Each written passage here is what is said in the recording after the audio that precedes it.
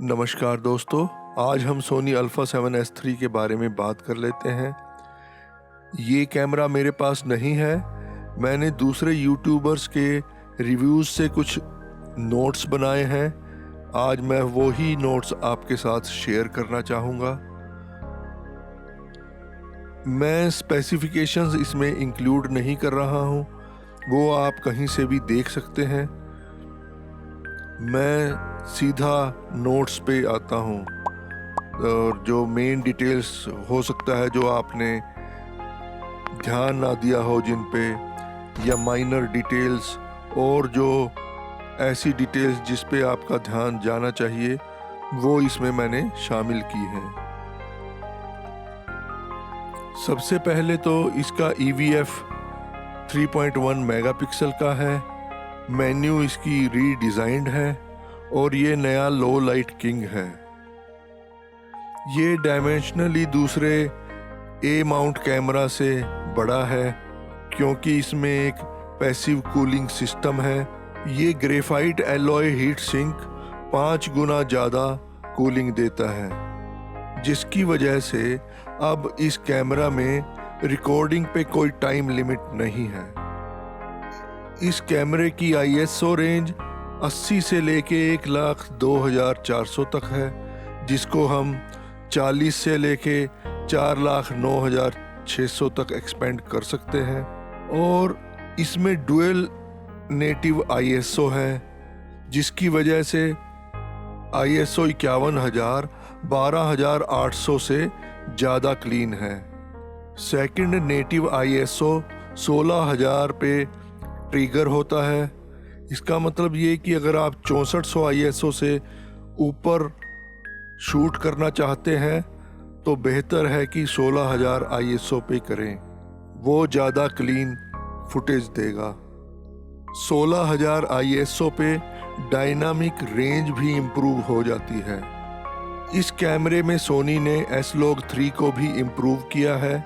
इसमें base ISO हालांकि 640 है, लेकिन आप बेस ISO को एक्सपेंड कर सकते हैं 160 से लेके 4,09,000 तक।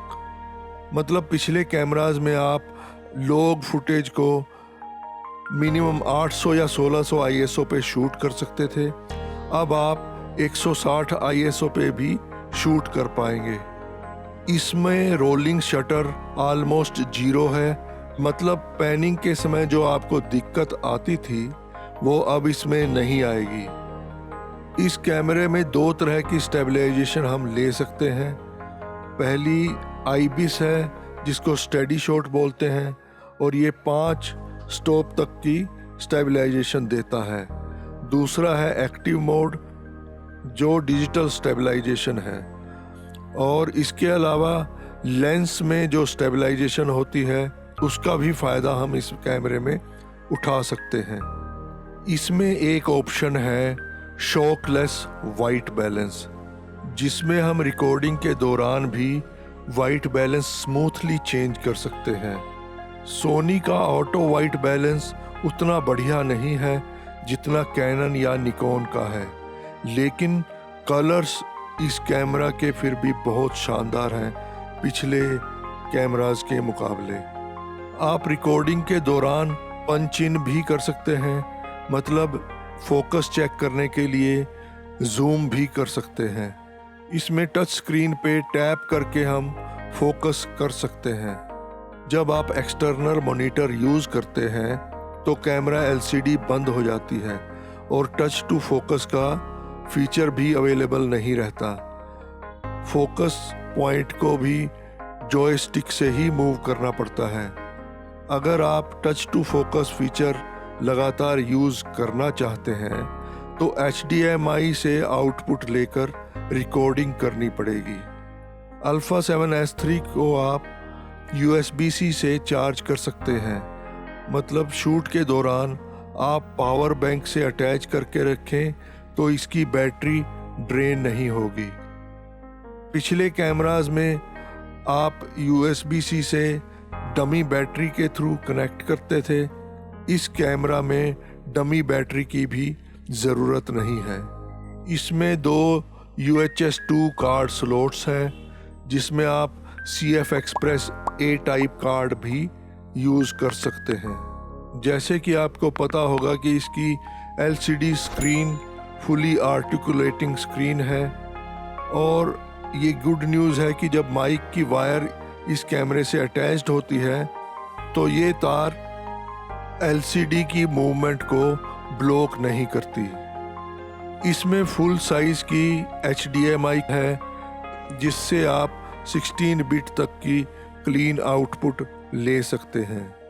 इस कैमरे में हर मोड पर आप बैकअप रिकॉर्ड कर सकते हैं, यानी एट ए टाइम दोनों कार्ड्स पे आप रिकॉर्डिंग कर सकते हैं।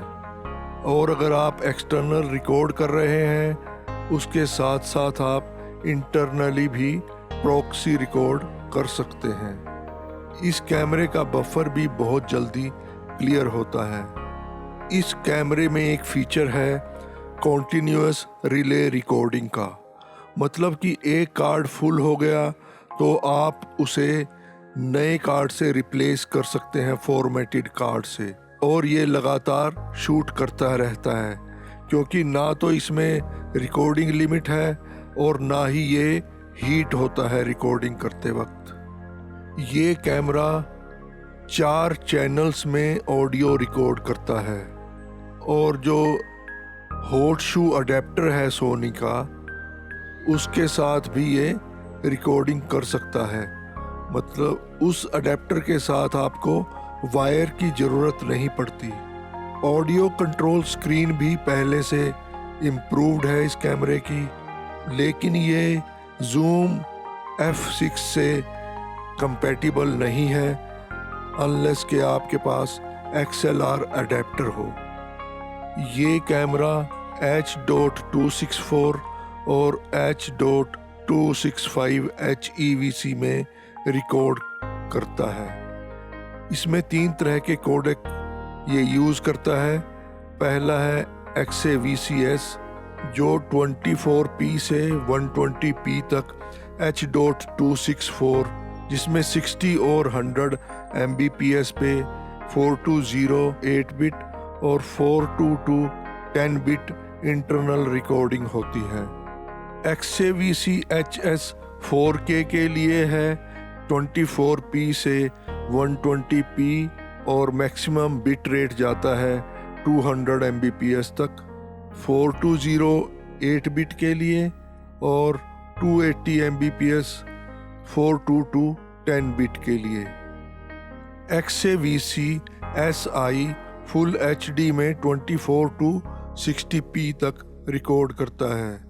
24p में 89 Mbps और 60p में 222 Mbps 422 10-बिट की इंटरनल रिकॉर्डिंग करता है।